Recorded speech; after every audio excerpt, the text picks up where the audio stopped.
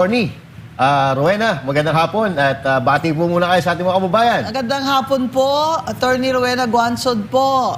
Ito ano naman, pang ilang sona na ba ito ni BBM? Pero ang inaabangan talaga ng mga tao ay ano ang solusyon niya sa 23 months na lang niya na naiiwan sa termino niya. Pero I think, ang ine-expect ko talaga ay meron naman siya dapat report sa atin kung sino na ang nanagot sa flood control corruption at paano niya problema sa poverty at inflation.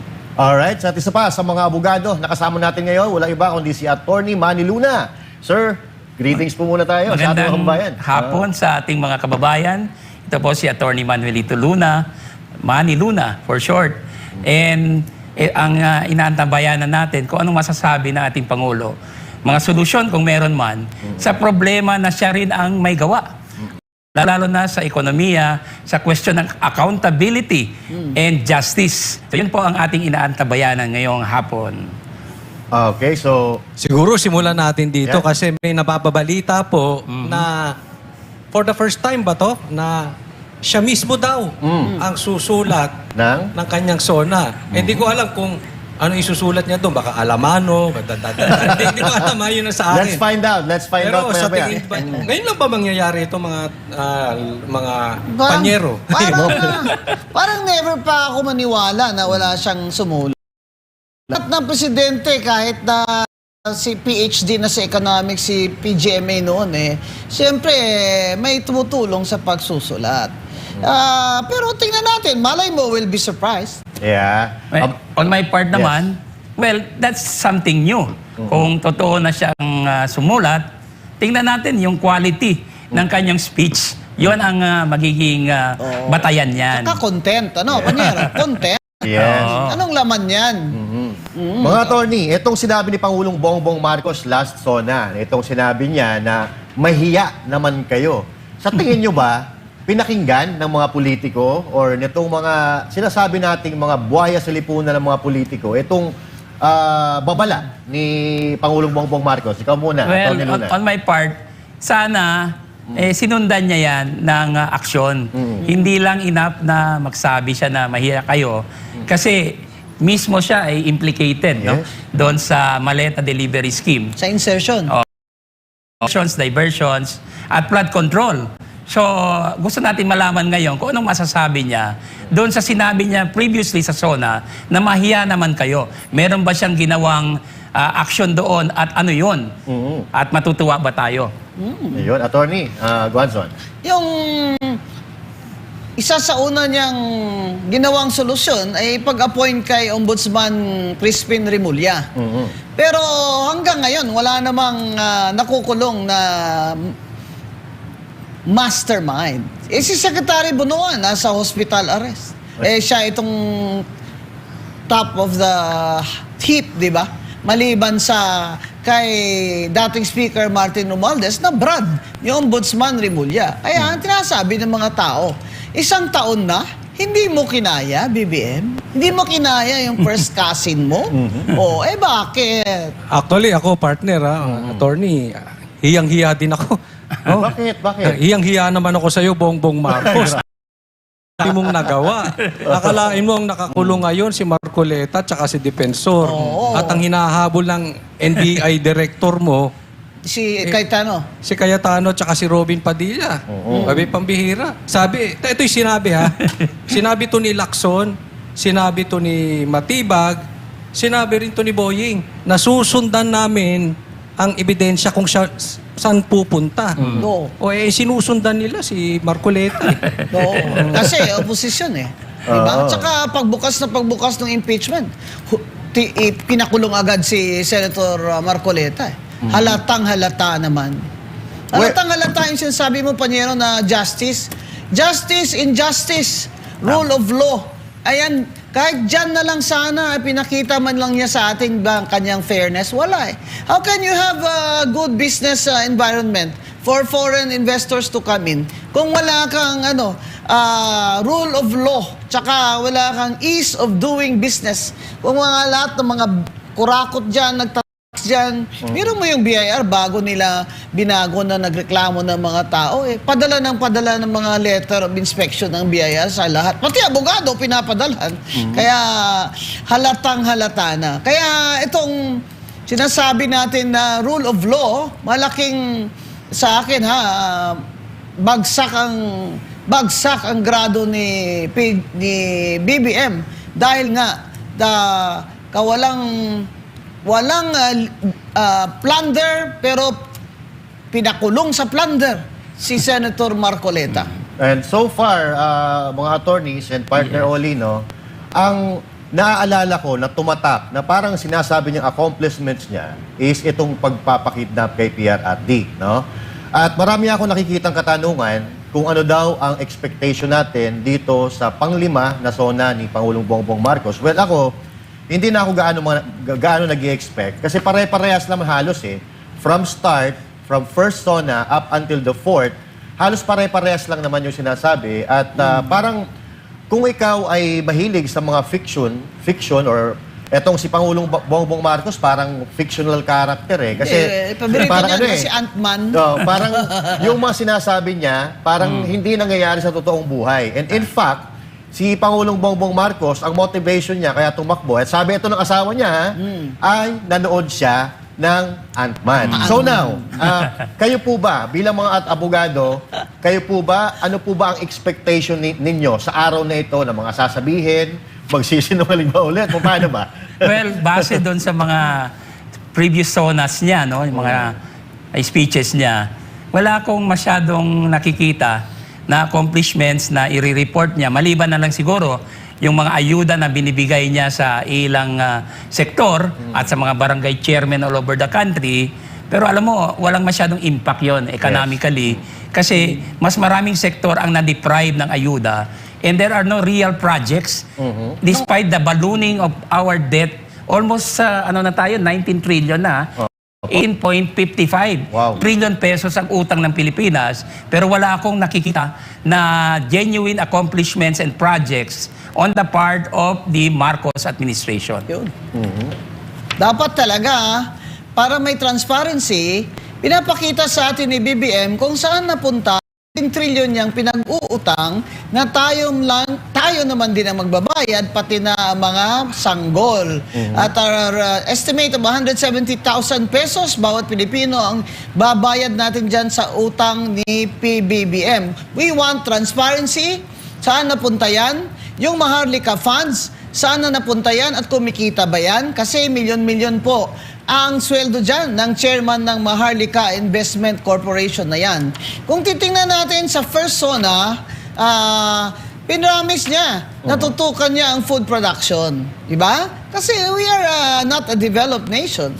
So we should rely a lot on food, our own agricultural production for our own consumption.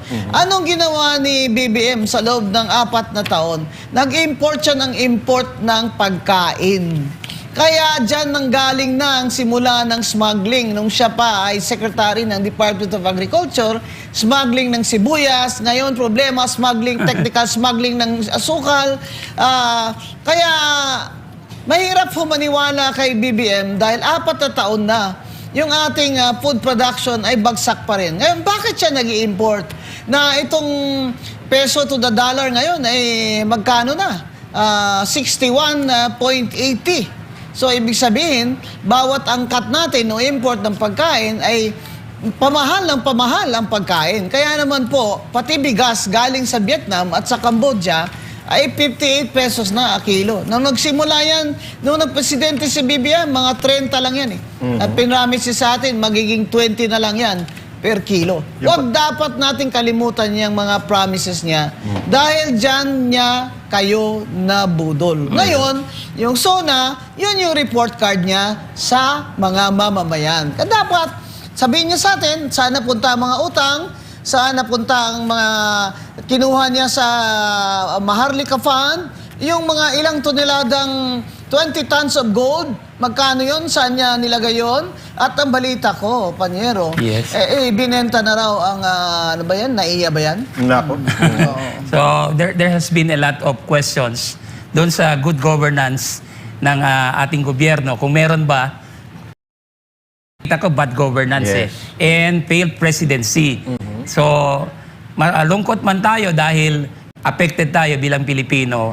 Pero yung leader natin parang walang pagsisisi at hindi siya very frank doon sa problema at kapalpakan niya. He always finds a way para ma-deviate ang issue tapos ibabaksak sa ibang opisyal ang sisi na siya man ang may gawa, siya ang may gawa ng mga problemang ito. Remember yung ating GDP when he stepped into power was 5.7%. Ngayon, sumadsad ito to 2.8% na lang. Layo. Bumagsak po. Yan ang katotohanan at dapat ito ay i-explain ng Pangulo ng Pilipinas rather than deviate from the issue and try to escape from accountability. Accountability din ito yung mismanagement niya sa ating ekonomiya. Kaya attorney, ito maraming nagtatanong sa akin actually. So, mas maganda kayo makasagot kasi mas masasabi yun sa batas. Sa akin, Coach Oli, wala naman nagawa ang Pangulo.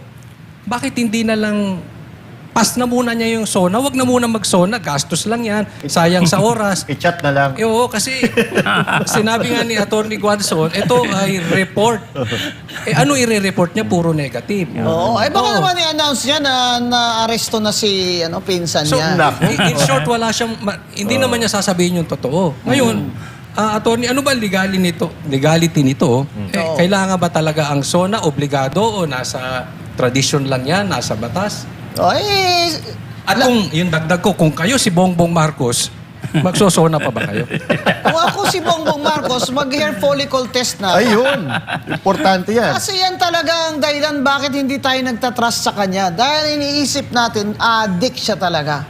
Kaya pag addict siya talaga, di wala na siyang mabuting desisyon para sa bansa. At delikado siya as Commander-in-Chief. Sabi nga na isang friend ko, kalma ka lang ha, huwag masyado yung puso mo.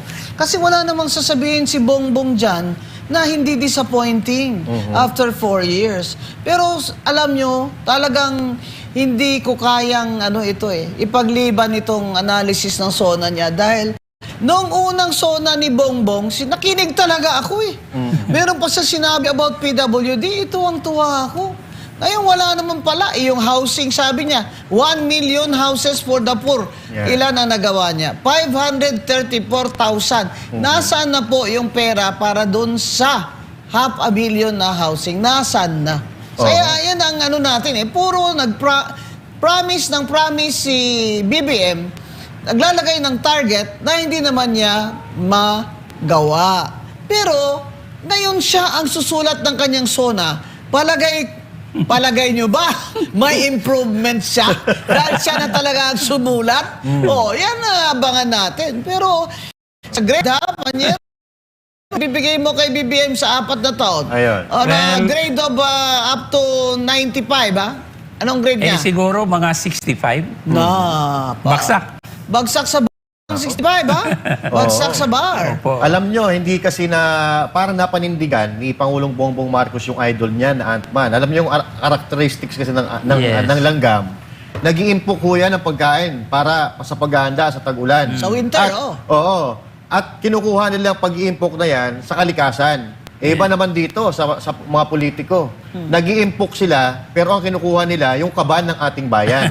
Pero yung kumuha ng kaban ng ating bayan, parang hindi pa napaparusahan. Ang pinaparusahan ay yung mga nagsasalita tungkol sa nakawan, lumalaban sa korupsyon, katulad halimbawa nila Kong Mike, sila Jingo Estrada, si Alan Cayetano, gusto na naman nilang tirahin. Ano pong masasabi nyo doon? Na mas inuuna nila yung kritiko kaysa doon sa mga tunay na pera sa gobyerno. Ito nga ang problema dito, yung injustice. There is selective justice or political persecution under the watch of Ferdinand Marcos Jr. Wala na itong leader natin, wala nang ibang ginawa ito kung hindi ipakulong ang mga kritiko, imbis na sagutin ang mga criticisms at gawa ng paraan yung kanyang mga kapalpakan. So, ito ang gusto nating makita ngayon sa speech niya. Kung meron siyang sasabihin, diyan sa issue ng accountability na binabato rin sa kanya. Kasi remember, meron siyang pinirmahan ng mga budgets mula 2023 hanggang 2025, no? Pati flood control. Oo, flood control, yung program funds yan, napakarami. Hindi naman niya binito. So, gusto natin malaman ngayon kung ang kanyang speech will cover all of this at there should be a substantial explanation kung bakit ganito ang kanyang direksyon. Walang direksyon ang Pilipinas at kawawa po ang ating mga... Sana, do or die na naman to si BBM dahil less than 2 years na no?